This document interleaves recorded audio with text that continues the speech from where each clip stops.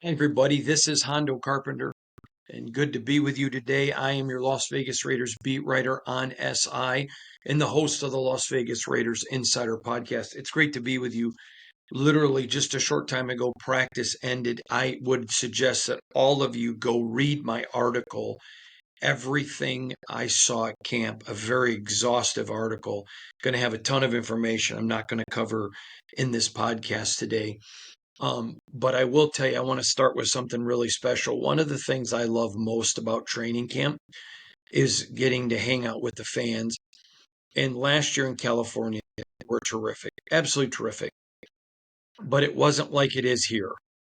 And the crowd here today was extremely loud. You could feel the players really building off that emotion. But I love to meet the fans. And I always say to people, they'll always say, "Hey, it was good to see you. I didn't want to bother you."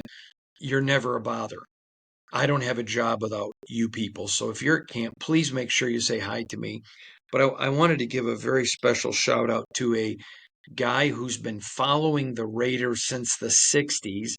Today was his 70th birthday, and his son um, brought him and the son's family, and they brought him on his 70th birthday to come watch Raiders training camp. And he's from LA. His name is Paul. So, Paul, was really great to meet you. And you've been a long time fan, brother. 60 years. You've been faithful. So great to meet you and your wonderful and beautiful family. Thanks to everyone who said hi. So many of you did.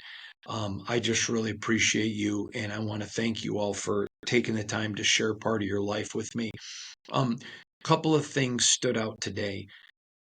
I have told you numerous times that Josh McDaniels ran a very high tempo practice, and he liked to do all the correcting um, in the classroom afterwards. AP last year brought in the big screen TVs, and the pace significantly slowed. They would go fast and then stop, teach and correct.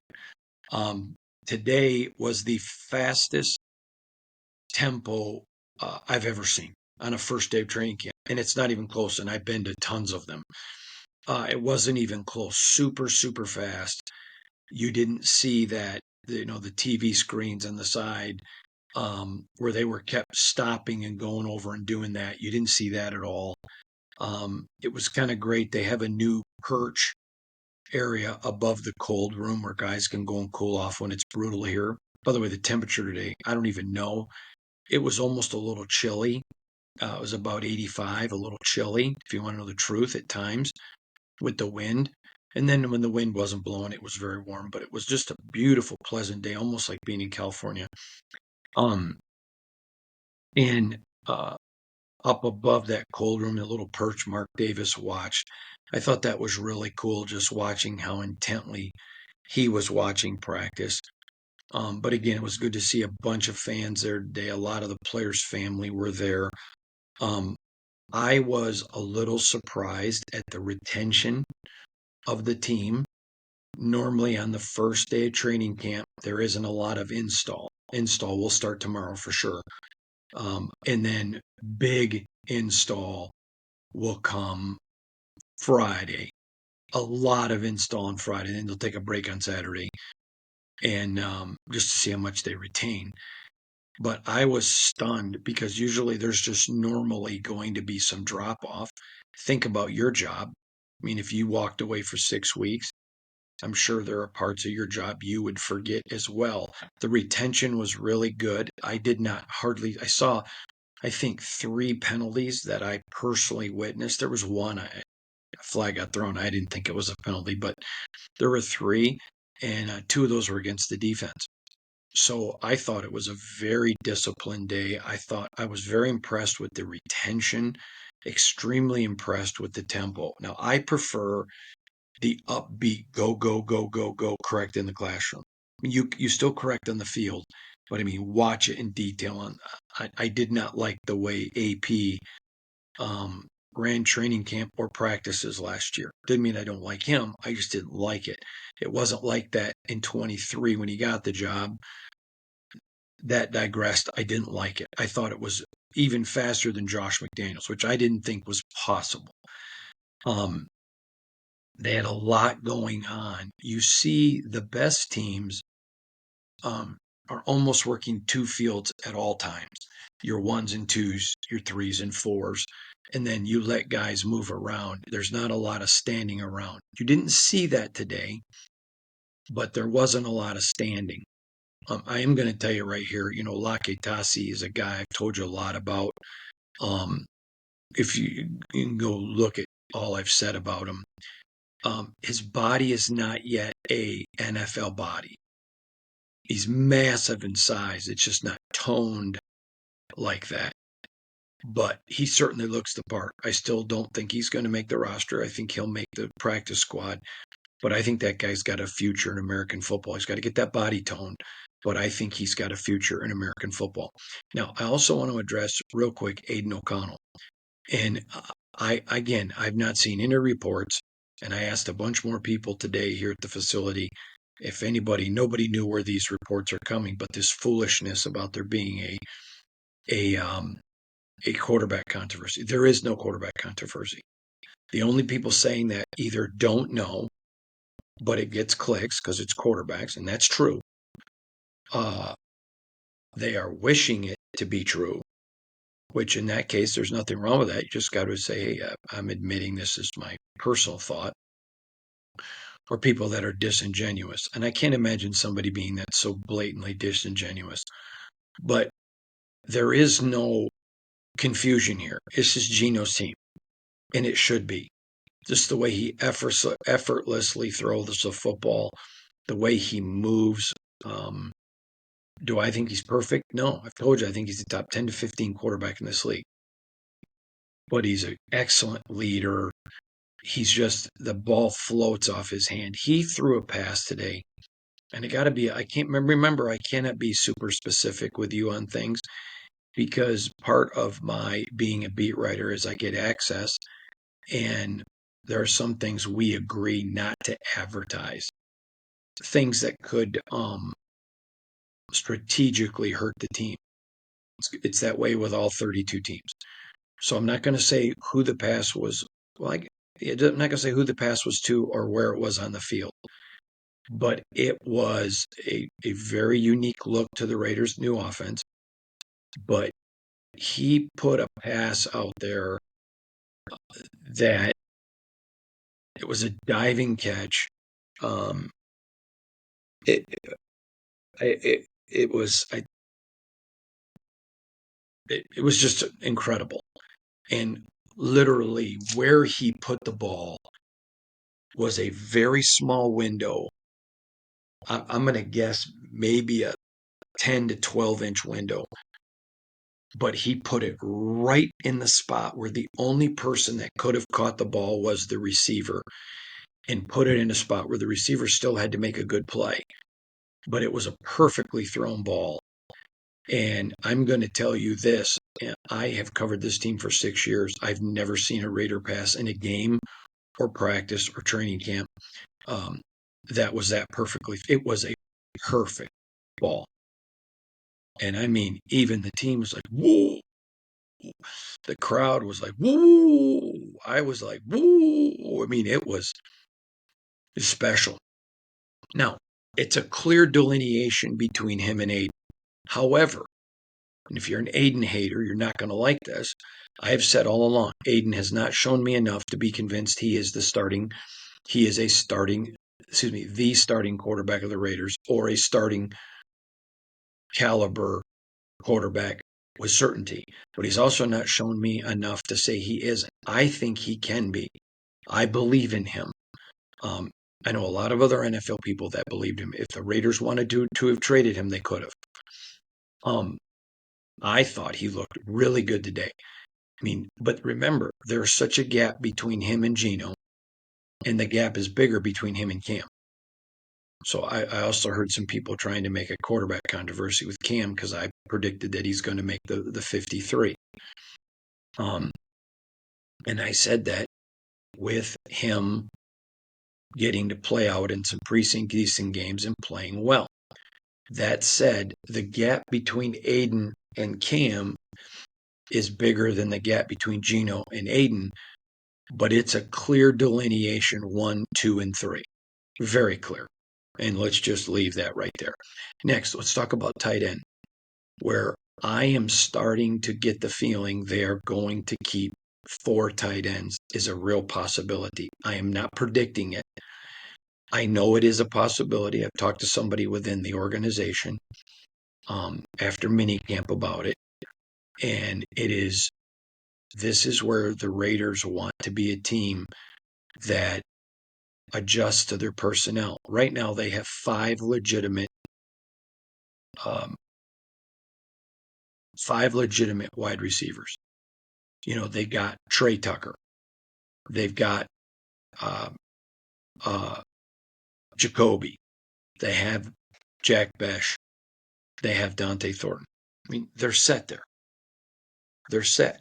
But then when you start looking at other potential wide receivers, they come with question marks. Now, Alex Bachman had a very good day today. Very good day today. But you literally start looking, all right, is it going to be an Alex Bachman? What about a Seth Williams? What about Ketron Jackson? Right? What about a Justin Shorter? I like that kid. I've told you before, I like Justin Shorter. But I mean, I'm literally just going through here and looking at names, and there isn't any that really stick out. Jackson is one, okay. But, Philip Dorsett is a guy that could be. Kyle Phillips, maybe. Again, you just look, okay? So if you're thin at wide receiver, then you look at, wow, I'm deep at corner. I mean, at tight end. Now follow me for a minute here. Okay, you've got Brock, enough said. Michael Mayer, enough said. But Michael, by the way, looked great. But Ian Thomas, I told you I thought him and Kadir Ismail were going to fight for that third tight end spot. Ian's looked great. He had a 55-yard strike today where he ran a perfect route. And Aiden put that money on me, that ball. You ever see that movie, The Man from Snowy River, with the whip? I mean, Aiden just delivered that ball in a dime. Uber couldn't have got it there better. And just a great play by both of them. Ian's playing great, but Kadir Ismail just keeps showing up. I mean, the kid is 6'6". He's 245. And he's got receiver experience. So you got him and Brock. And by the way, make sure you read my article. Kadir Ismail did some today, man. He looked like a quarterback. No, he didn't throw a ball. I wouldn't tell you if he had. But just go read it. You'll know what I'm talking about. But Kadir Ismail was outstanding. Literally outstanding today. And it was stuff without the football. So if you know you're going to be a little weak at wide receiver, I still think they're going to keep 5. I still think they're going to keep 5. I think it's a sure thing that Jacoby, obviously, Trey Tucker, obviously, Dante, and Besh. It's a battle for who will be number 5. And then you go ahead and keep a 4th tight end. Because, it's only the first day of pads. So Michael Mayer has to continue to produce. Kadir Ismail has to continue to produce. Ian Thomas has to continue to produce. But Chip Kelly wants to run the football and use his tight ends. And early in camp, they've not seen one thing that tells you that is going to change. It's been very, very impressive. I want to talk about the offensive line a little bit. I was very impressed with something. I was impressed. I thought last year there were times where some of the fundamentals were not good. Then Joe Philbin took over and fixed it. In the off season, in OTAs and minicamp, I thought it looked fine. Today it looked razor sharp, like this was the 15th week of the season. You can tell the coaching that went in to the offensive line in the OTAs and minicamp. Those guys stayed with it. High retention. I'm not going to get into details, but there are a few things that got changed over OTAs and minicamp, structurally wise, with the offensive linemen as far as fundamentally how they want things done. I watched that very closely. I spent probably 15 to 20 minutes just watching offensive line. I thought, by the way, Delmar DJ Glaze, the mule, looked great. Now, there's no pads. So when I say great, meaning physically, he looked to be in really, really good shape. When he came in last year, I thought he looked good. But rookies don't know what they don't know. He came in today. He looked good. Him and Aiden O'Connell. Aiden looked phenomenally toned. And by the way, Aiden looks to be in the best shape I've ever seen him. Moving very well. They want their quarterback to have some ability, some escapability, and Aiden found it. There was one drill where I was looking at something. I was looking at the offensive line. I was standing like facing you. Right in front of me would be the quarterbacks and some skill. And I'm looking over here at the quarterbacks.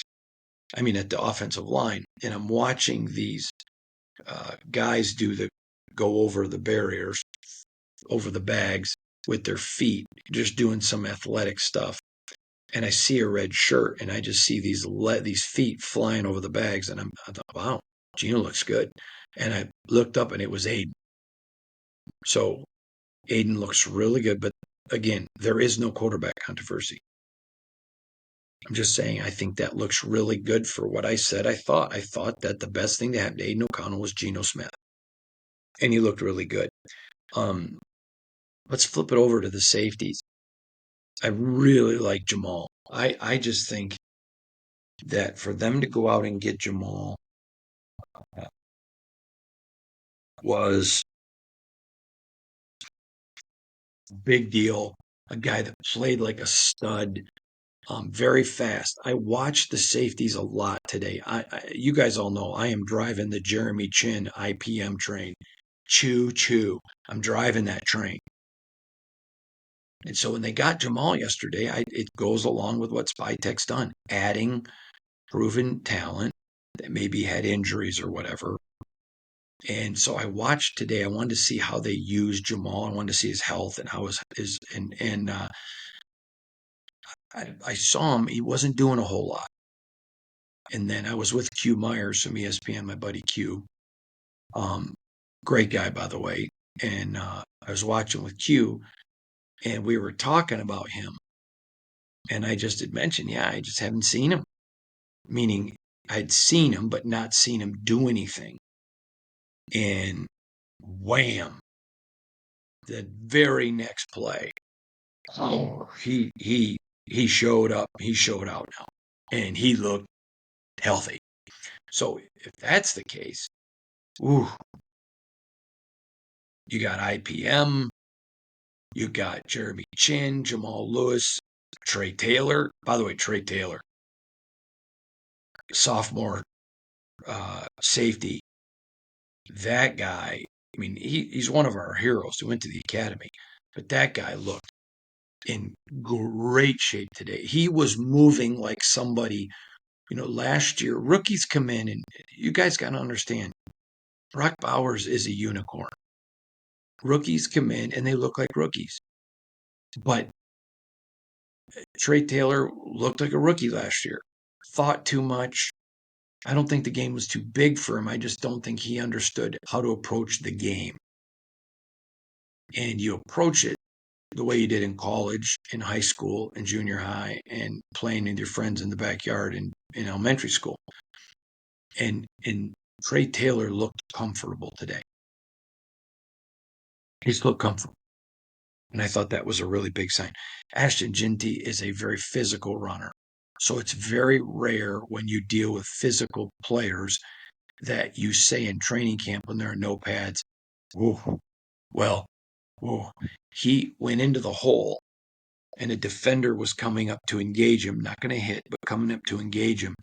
And he just hopped, step, gone. Those of you who are in your 50s, remember the sock hops, just the little bounce, gone. I was like, whoa. I was standing next to, I don't remember who I was standing next to. I think it was Case Kiefer, but I was standing next to somebody. And I said, whoa, did you see that? And he goes, yeah, I did. I'm telling you what now. He looks good now. And granted, pads aren't on, but he's running away from people. I'm looking forward to seeing him with the pads. Get some pads on that young boy. That pup gonna be a dog. He looked really, really good. I was really impressed with two people in particular. I'm going to start with Colton Miller. You know, I unfathomable to me that the Raiders are letting this go on. I understand, that there's attempts to get a deal done, but you don't want anything to. Every general manager I know well and respect well says you don't want to do negotiations during the season. You don't want anything that can interfere with the season. The Raiders' initial offer or initial discussion went over like a lead balloon. Let's say lead balloon. Colton wants to be here. Colton knows his value in this market. And I told you guys all about Spills. He knew his value. Raiders can't let him go because it goes. They're either going to have to overpay him or they're going to lose him. And the Raiders let it go. Again, that's not Spytek's fault. But this is on Spytek if they let Colton go. You can franchise him. And but there's a deal to be made here. And it will be a deal that's friendly to the Raiders. But they're not going to get waylaid. And it's important that they sign him. And it's important that they sign Jacoby. You have to send a message to your locker room. We take care of our guys. There was a lot of people very upset, not Eddie Landon Roberts, but very upset that Spills didn't get signed last year. A lot of people, not just players. And they need to demonstrate this. And again, I'm told that somebody took my words and took them out of context. I would pay Jacoby and I would pay Colton. There is friendly Raider deals there to be had. But if you think you're going to nickel and dime them, that ain't going to happen. They both know their value. I think the Patriots would pay phenomenal money for Jacoby. I think the Broncos would pay it. I think the Chargers would pay it. And when I say think, I strongly believe the Chiefs would. I mean, you don't want Jacoby showing up in a Chief, a Bronco, or a Chargers uniform. You just don't want that. It's not wise. You don't want Colton ending up in Kansas City. And I think there is a great chance that he would. But both guys showed up, and Colton, if he hadn't had a 74 on today, I probably would not have recognized him. A lot like Aiden, his body was toned. And I mean, he just looked svelte. It looked like a V, a big V, but a V. And he very smooth, he hasn't moved laterally like I saw him move today in a couple of years. He looked really good. And you know what? These guys are coming in, they're smiling, they're teaching. and they're not holding out on new deals. They're just taking care of their business, and they need to get both men signed. I want to talk about one other player that stood out to me a little bit today, and it's Andre Carter. And I want to think about how I want to word this to you. Coaches and players will tell you a lot more by what they don't say, but what they do. And I watched a couple of times Andre getting special attention from Pete Carroll. And it wasn't a walk up and dab him. And if y'all don't know what a dab means because you're in your 50s and you're not around young people like I am all the time, just, when you grab them, give them a high five, not a high five, but like a high five. It wasn't just dabbing him up. Pete Carroll was investing in him today. That tells you Pete believes it. Absolutely believes in him.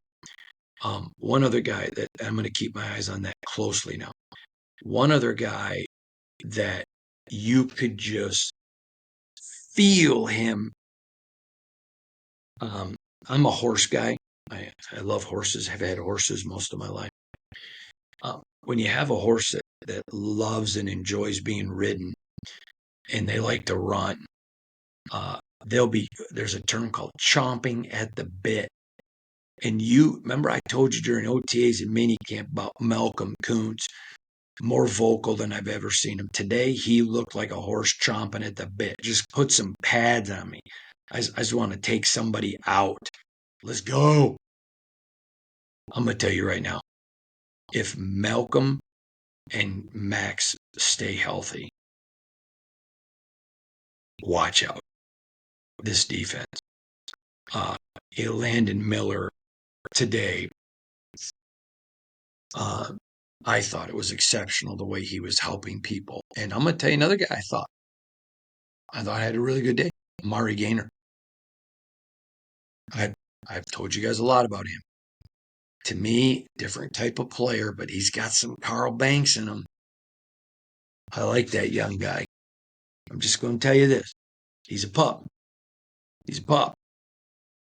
But he's ready to become a dog. Lastly, I thought something was really unique from practice today. I wanted to share with you. And it was really unique. It was the way they did some special teams practices. It wasn't guys standing around watching. Hey, they're doing special teams. Some of you come over here, let's practice. It just goes back to that tempo, and I forgot to mention that to you. I like that. I was really impressed with tempo. I was very impressed with the entirety of the coaching staff. I remember last year, first day of training camp, I told someone, I said, there was a couple of coaches that I was very concerned about, and they're no longer here. But I was greatly concerned about them. I didn't see one coach today doing something I didn't like. Just tons of teaching. And what was really nice is seeing the veterans. Jeremy Chin, I don't even know how many times I caught him coaching. Isaiah Palomao, Jackson Powers Johnson. Think about that one. Caleb Rogers, the Rook. I loved him coming out of college. I liked him in training camp and mini camp. But rookies are rookies. And I kept thinking, man, where's that nasty? Ooh, I saw some nasty today. Like that. Like it. So overall, I thought it was a really good first day. I thought the retention was excellent.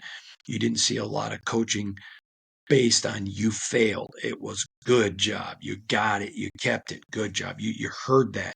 It was a constant noise that you heard. So great first camp for Pete Carroll. I think he has to be pleased. I think he has to be. I've been doing this a lot of years. I don't remember a first training camp practice was so little spent on going back and refreshing Guys had it. Guy, that tells you the guys have bought in. This was a really good day for the silver and black. And if you're a Raider fan, really good day for you. Please go check out my Everything I Saw at Training Camp Today report. I promise there's going to be a bunch of information you're going to love. I'll see you back here again tomorrow, everybody. We also put up 5 videos. We put up Trey Tucker, Jacoby Myers, Jeremy Chin, Max Crosby, and Geno Smith, who all spoke today. Oh, and Pete Carroll from yesterday in this podcast. Obviously, you're watching it now, but lots of great stuff. Please check it out, everybody. Thanks for joining us. God bless you all. We'll see you tomorrow. Make sure you go to si.com/NFL/Raiders. Nobody covers the Raiders better than us for you. And follow me on IG and Threads at Hondo SR and X, formerly known as Twitter, at Hondo Carpenter. Thanks, everybody.